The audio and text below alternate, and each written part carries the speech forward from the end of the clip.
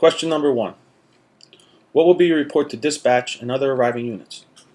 This is how I'll answer question 1 at this time. While en route, I will view pre-fire plans and use the information from the computer-aided dispatch to perform an en route rolling size-up, informing responding units of the road traffic hazards encountered en route due to the weather. My initial radio report to dispatch will communicate clearly and concisely 1. What we have, 2. What we are doing, 3. What we need, and 4. What's our progress. Are conditions on the fire ground getting better or worse? This will keep the incoming units informed about what to expect as they are arriving on the scene, and they can do their en route size up, according to the Colwell's Wealth, the 13-point size up. The situational status report will be as follows. 1. The unit designation. Engine 1, establishing command. 2. The command location. We are establishing command post on the A side of 13th Street and naming it 13th Street Command. 3. The construction and occupancy. This is a warehouse manufacturing plant, type 2 construction, limited non-combustible building. 4. Location extent of the fire. The fire is in the first floor offices and it's spread to the second floor via the interior stairs. 5. Is there a rescue problem? There are 3 busloads of people and the manager came outside and said there are some people unaccounted for. 6. Auxiliary appliances. We'll have to pump the standpipe, or sprinkler system, with 2 2.5-inch supply lines. 7. We are going to have to pick an attack mode. This is a fast attack mode due to the high volume of people inside and the rescue problem.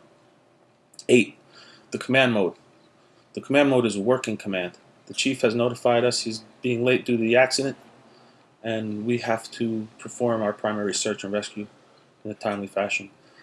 Additional resources will be needed. We'll need a second and a third alarm at this incident. The second alarm will be going right to work due to the rescue problem and the ventilation problem, and the third 2 companies will be staged.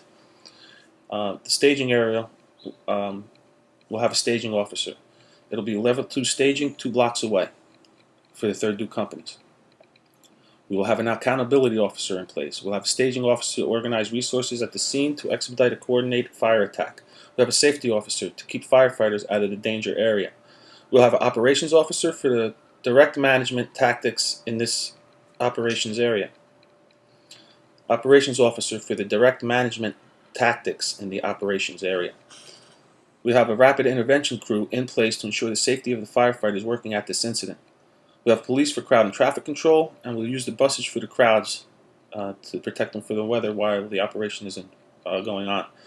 We'll have EMS for triage, treatment, and transport respond. We'll have a rehab officer and a rehab station. We will have utility companies, gas, electric, and water on the scene to control the scene safety. We'll have a water supply manager. We'll have an arson squad or fire marshal to determine cause and determination. I have a hazmat team for the hazardous materials in the storage area, identify any problem or any hazards. We will have a public information officer to interact with the media and the sectors and a place to do so. We will have a city salt truck for snow and ice removal, and we will have Red Cross for displaced victims. While giving instructions to responding units, I will include tactical objectives and task assignments, set strategic goals to establish what needs to be done and achieve the incident priorities. So the strategic goals are RECI OVS, and the incident priorities are LIPS, life safety, incident stabilization, property conservation, and continuation of community. My incident priorities are life safety of the firefighters, incident stabilization, property conservation. Life safety is for the firefighters, the occupants, other emergency workers, and bystanders. We will announce the location of the fire and size of the fire and the rescue problem ASAP. Incident stabilization is by establishing priorities. Our priorities are to locate, confine, and extinguish all fires, and to protect egress and exposures.